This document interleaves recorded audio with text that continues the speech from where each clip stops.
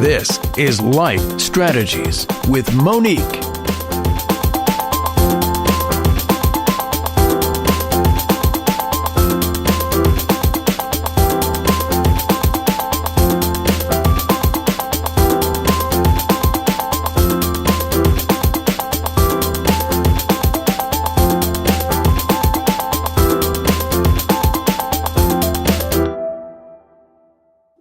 Well, hello, everyone, and welcome to another episode of Life Strategies with Monique. Today, I have with me Leavie King III. Leavie is an amazing speaker, trainer, and a coach, and he is the founder of his own company called COACHEDUP, where he's all about developing people. Thanks for being on the show today. How are you doing, Leavie? Monique, I'm doing fantastic. Thank you for the invite. I'm so excited. I do appreciate you reaching out to me, and I'm looking forward to this evening and fun with you tonight. So thank you again. Thank you very much. Well, awesome. Well, you know what, Leavie, you are in the vein that I love to talk about, and that is personal development, because I believe everybody should be trying to become better, and be everything that God has designed them to be. So personal development is your area. But before we get into the personal development, tell my listeners a little bit about your background and then kind of lead into how you ended up in this industry. Okay, well, thank you. So my background, before I began speaking, my background was in finance and management. I've worked in areas of banking before. I've worked in areas of financial advising for many years. I transitioned from that into with logistics with FedEx for several years. I began training with those guys as well. So my background has always been finance and management. Wherever I've gone, I've always been in some type of leadership role. I took all those years of experience and I began to speak on a small level. I began in an oratorical competition, and I won several oratorical competitions, and people in the local area began asking me to come and speak at different places, and I did it for a couple of years, and I really, truly enjoyed it. And my wife one day, she's so brilliant. My wife tells me, she's like, look, you're always speaking somewhere. You need to charge people. And I told my wife, no one's going to pay me to speak. I'm thinking this is something I enjoy doing. It's just actually a hobby to me. And so I listened to her wisdom, and I began charging very small amounts to speak at luncheons and dinners and commencements and things of that nature. And once again, I did this for many years while I still had my career going with FedEx. And one day my wife tells me again, she's like, you're always busy. You're speaking somewhere else. You need to start a company. And once again, I'm telling myself, no one's going to pay me real fees to come out and speak and share my expertise and my knowledge and my know-how and my motivation. And so I began this company back in 2003, and it really couldn't grow the way it needed to grow because I had a job. But I did that for many, many years. And I did that for so many years to finally, in 2013, I had an epiphany. I actually was involved in a pretty bad car wreck. And I had to sit at home for a couple of weeks to recuperate. And during that time, I just said to myself, what do you really want to do in life? And it really just came to me, what I enjoy doing is touching and moving people to where they realize they can, when they may have actually carried the mindset for years that they couldn't. And so I sat down and my wife and I discussed it. And I said, hey, listen, this is what I would like to do. We put a plan together, and she says, you've got a year. She said, you've got 1 year to make this happen. If not, you need to find another job. So on January the 1st, 2014, I stepped out on faith and said, this is what I'm going to do. This is who I want to be, and this is who I want to become. And we renamed the company to something that fits better for me, because I had to really find out what I was really good at, if this was going to be my sole income, how I take care of my family.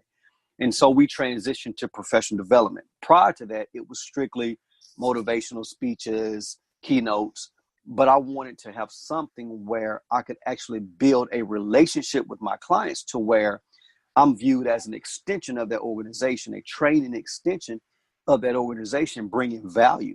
So I transitioned more to professional development, where I have hours of time where I actually spend with my clients and their teams, helping that team to grow over an extended period of time. And so for the first 90 days, it was horrible. No one wanted to hire me. And I'm thinking, what is the problem? Well, the problem is now I'm doing this professionally. So, of course, my fee structure had to change because I'm a professional now. I'm doing this holistically. But the first quarter was tough. The second quarter began to rebound. The third quarter was okay. And the fourth quarter was putrid. So when we got around to that fourth quarter, it was time for my wife and I to reconvene our meeting and discuss where are we? I just find that so funny. I love my wife, and she has all of this wisdom, and she's a great forecaster. I am not a great forecaster. She sees moves ahead, years down the road, and she says, "Let's talk." And so we sat down, and she says, "Where are we?" And I didn't quite reach my goal, and she looked at me and she said to me, she says, "You know what? You're so close. Keep going." And I looked at her, Monique, and I said, "Keep going." She was like, "Yeah, you're not there, but I see where you're going. And I've seen the work and the energy and the effort and the time you've invested in what you want to become in this company." And she told me to keep going. And we've not looked back since January the 1st, 2014. We've just hit our 5th year. So we reached that 3-year hump. We made 3 years, and I just don't think there's any looking back at this particular point. So that's what has gotten me here speaking with you this great evening is a little bit of my wife, a little bit of happenstance when it came to an oratorical competition, and people listening to me saying, "Hey, that guy's pretty decent. Can you come here?" So that's a culmination of who I am today. That's awesome. And I love Thank that. you. One of the things that you said that really stuck out to me is your support system, which is your wife. Definitely. Yeah, it's My definitely wife, something unique. she's fantastic. She's an educator, and she's been in the same job for 20 years. So, Yeah. I'm the dreamer, Uh-huh. and she is my steady rock. So together, I think we're pretty awesome together. I think we are. Okay. Well, let's talk a little bit more about what you do in your business, being personal development, and how you help either individuals or companies or teams Great. grow. Let's talk about that and how you do that, and what specific areas that you're focusing on that actually allow people to become better. Because Great. Thank you. if you stop growing, you're not getting any better. So talk a little bit about that. Great. Thank you. So we have about 17 training suites where basically each suite, I have a suite that can fit any organization. So we have customer service, we have team building, we have leadership, we have change management, we have communication skills. So we have 17 of these different suites that a client can actually choose from. And then we have other training suites that lean more on motivation. And then we also have keynotes. But when it comes to me, when I sit down with a client, a person asks me, "Well, Leavie, why should I hire you or bring you in to speak to my team?" The first thing you want to do, any business owner, any person should want to become better. Well, when you become better, you're more vested in what you do every single day, whether that's collectively as a team or whether that's an actual individual. When you're more vested in what you do every day, you perform at high levels. So what I do when I come in, I actually help people be more vested when they realize their potential to do whatever they want to do. And it's such an amazing thing because when I come in with a group of people, they're very closed-minded because they're looking at me saying, "Listen, this is someone that the company's brought in to come and talk down to me, to tell me about all the experience that he or she may have." And then when I get into my sessions, I bring so much humility to it because I appreciate every single opportunity that I'm actually afforded every single day.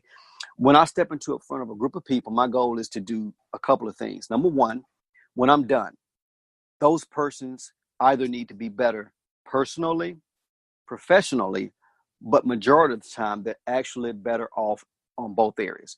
I do that because my goal is to build a rapport with a person, and to build rapport with a team of people, I've got to touch them personally first. And that makes it easier for me to touch them and enhance them professionally. When I do that, they walk away and they're a holistic person because you spend so many hours in the workplace, but you also spend a lot of time with your family. I want to enhance people on both ends of the spectrum. And majority of the time, I'm able to do that every time I have an opportunity. So that's what we do.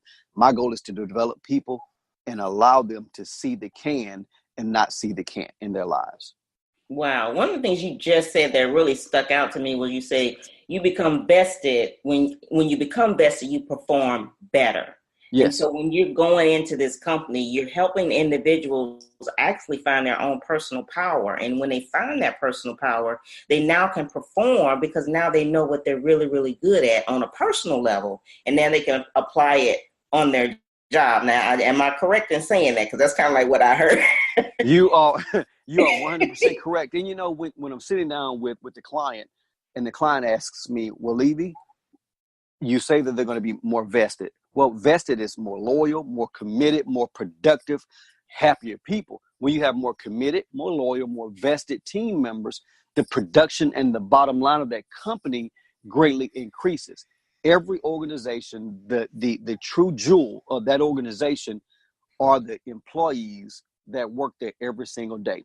The better team members you have, the better organization you're going to have, no matter what type of business you have. It's about developing your team, developing your people, and you do that individually and collectively. If I can help one person individually, but there's 30 people in the room, I'm going to touch them individually, each person, all 30 people. And if I can do that, now what I've ultimately done is I've touched the entire team by touching each person individually. That's how we do what we do every single day. Wow. And I think that's very key when you're talking about building companies. Companies really want their employees to be a little bit more productive, but in some companies you find that the productivity levels are down because a lot of the employees are not happy. They're not being used at the best of their capabilities. And so now they end up kind of like not performing their best. But what you're doing is actually going in and helping these companies actually get what they need out of the employees, and the employees getting what they ultimately want, and that is to be in a sense valued in what they do. 100% correct. That is what we try to do every single time, Monique. And we're afforded the opportunity. And one of the best compliments that I can have is when a client comes back to me. That tells me, that assures me that what I did made a difference. But we're different too. I try to be a different type of trainer, different type of speaker. I want to be analyzed. I want to have that those numbers that you can look at to say Leavie has moved the needle. Evaluations are great. And of course, a lot of speakers use evaluations, but evaluations are really centered on one thing: emotions. Meaning if they enjoyed the session, if you gave them enough breaks in the session, if they had a little bit of entertainment during the session, if it started on time, if it stopped on time, you're probably going to have great evaluations, but that's only a small portion. What I do for my clients is I tell each client, I want you to see the numbers. So I have an evaluation piece that the client and I do in the debriefing stages where they're actually able to test their team members 14 days away from my session. I always tell my clients, do not give them this test until you're 14 days out. And I tell each client, I promise you, they're going to retain 85% of this knowledge or more. And people are thinking to me, no one retains information from a workshop or a seminar. You usually probably retain about 10 to 15% of that information. My numbers are 85% because it's how you touch people. It's how you communicate. It's how you connect. It's how a person really knows that I am authentic when I step in front of them and I tell them, I work for every single person in this room for the next 2 hours, 3 hours, or 6 hours, or whatever it may be. I work for each and every one of you. We can discuss every point I bring up. We can debate it. You can question it. But I promise you, at the end of the day, you'll see what I'm trying to share with you. So when I begin, I let them know, I want them to see my authenticity and my appreciativeness for being in front of them that day. That knocks down bridges faster than you can ever see. And when you can knock down those bridges with people in the room, you're able to give them the development that they're looking for. And a lot of times for people that they're not even aware they're actually looking for that type of development. Mm-hmm. And I can see at the same time that while you're training, leadership is actually watching at the same time, Yes. Gaining the knowledge from what you're sharing and how you're doing it. Because when you do the assessment at the end, they've actually had an opportunity to see what you did throughout the entire process to build that one-on-one relationship with people as you're working the room. So I'm pretty sure that there's some nuggets that everybody, is picking up while you're teaching your sessions. Yes, they are. One of the things that a lot of people share with me once my session is over, one of the first things that they actually share, Monique, is, I wish I had more time with this guy. And that's a compliment too, because a lot of people don't enjoy trainers. They don't enjoy training sessions. But a few of the nuggets that people walk away with is, one is the realization. I teach people how you can realize what you want to do, because you have to realize it first. When you realize it, then you're able to recognize it. You've got to have the realization. Once the realization, and that's the opening of the mind. So they're going to realize first, then they're able to recognize their greatness. They're able to recognize those impediments or those roadblocks that are slowing them or reducing their opportunities to be successful. And then another thing that they take away is, they take away performance and they take away perception, meaning their performance increases personally, and they realize this, and their perception broadens to understand it's not about me, it's about us. Those are the things that people usually take away from the sessions once we're done. Oh, awesome. Well, what about pain points? Because I know oftentimes when you were building your business, what were some of the pain points that maybe you had come encounter with as you were? Wow. That is a great question. Great question. I would say the first thing that I didn't do, Monique, I didn't have a mentor. I didn't have a person that I could lean on in this business to shorten my learning curve. And I tell people that all the time. I learned it, but my curve would have been a lot shorter if I had leaned upon somebody who had been in this business for quite some time. So that was the first pain that I felt. The next pain that I felt was contractual, making sure that my contracts were right. So if a person cancels on me a day before, I have some type of financial protection saying that I'm going to get paid something. So I had to learn that after a few months of losing money, of clients canceling the workshop, a day before or a week before. And I've put work, I've put the energy, and I've put the time in building this. And all of a sudden they've changed their mind. So that was one of the biggest pains that I had. And then lastly, coming up with the proper fee structure. Of course, understanding if I have to travel, that's an expense. If I have to stay in a hotel or lodging, that's an expense. Right. And of course, understanding that everybody receives the same deliverables in a session. So my fees have to be adjusted for a room of 10 people versus a room of 60 people, because 10 people are going to get the same deliverables that 60 people receive. Well, that costs. So I had to learn how to figure those costs to make sure that everybody understands that fees aren't the same for every organization. The base fee is the same. But of course, when it comes, all those other factors come into play. I had to learn how to properly manage that to make sure that I was going to be profitable on my side of the business. So those were some of the things I had to painfully fight with on my end when I first began. Yes. Oh, I can imagine. Those are some major pain points. We talk about money. That's right. Those are major pain points. But what advice would you give to our listeners who are really interested in just personal development, for themselves? What advice would you give them in terms of being able to figure out what it is or what type of personal development that they need? Because, some people struggle because they don't know exactly what they need, where they need to start. What would you tell that person?